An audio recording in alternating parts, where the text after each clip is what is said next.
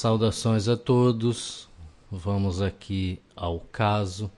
Nós temos uma tomografia computadorizada de crânio, corte axial, aqui a fase sem contraste, aqui a fase com contraste.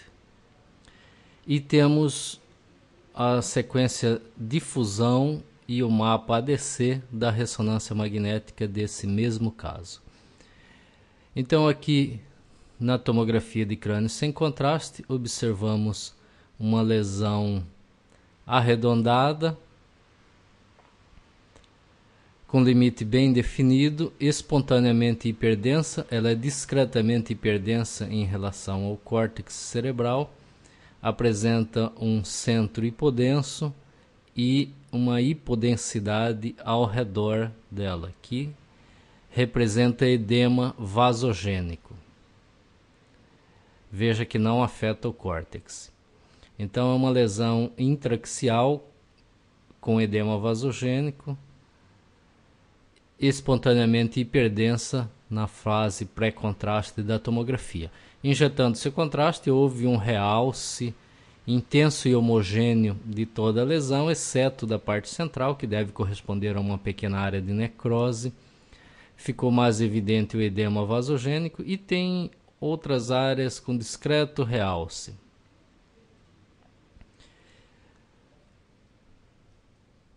Na difusão, há uma restrição da difusão da água bem evidente, com hipersinal na sequência de difusão e hipossinal no mapa ADC. Então, há uma restrição de difusão da água nessa lesão. Sempre que há uma lesão sólida que apresenta hiperdensidade espontânea na tomografia computadorizada, uma das coisas a se pensar é que se trate de uma lesão hipercelular. As lesões hipercelulares, elas costumam se comportar assim, elas costumam ter hiperdensidade espontânea na tomografia computadorizada, costumam ter restrição da difusão da água na ressonância e na sequência T2 da ressonância elas costumam ter sinal intermediário ou hipossinal. Elas não brilham muito em T2.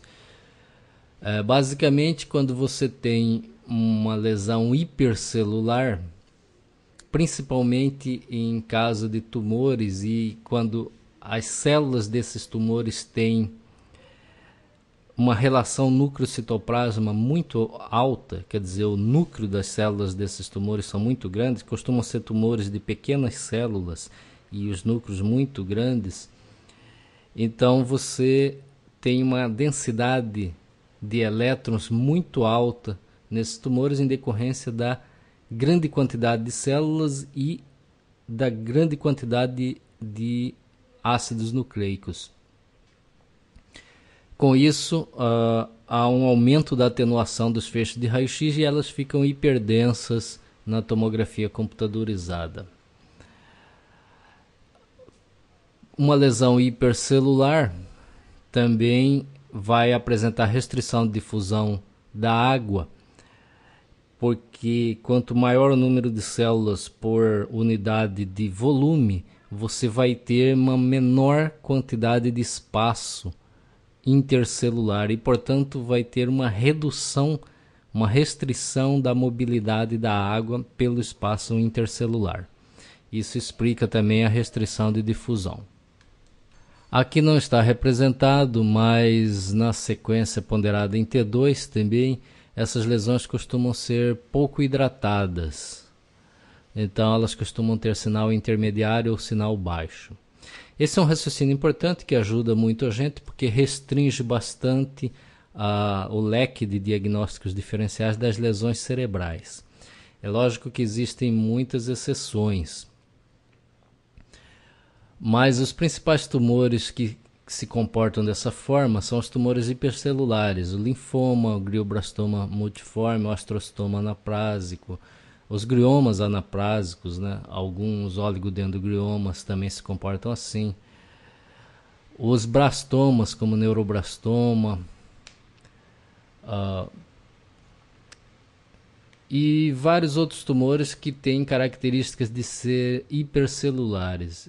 Tumores desmoplásticos também podem se comportar assim, e alguns outros tumores que, apesar de serem hipercelulares, não são malignos. Por exemplo, o cavernoma pode se comportar dessa forma. Não costuma realçar desse jeito e não costuma ter uma importante restrição de difusão. Às vezes pode até ter, em decorrência de sangramentos. Mas eles podem ter hiperdensidade espontânea na tomografia sem calcificação. E alguns casos, granulomas, por exemplo, granuloma da tuberculose, também pode ser hiperdenso espontaneamente na tomografia, apesar de ser uma lesão benigna.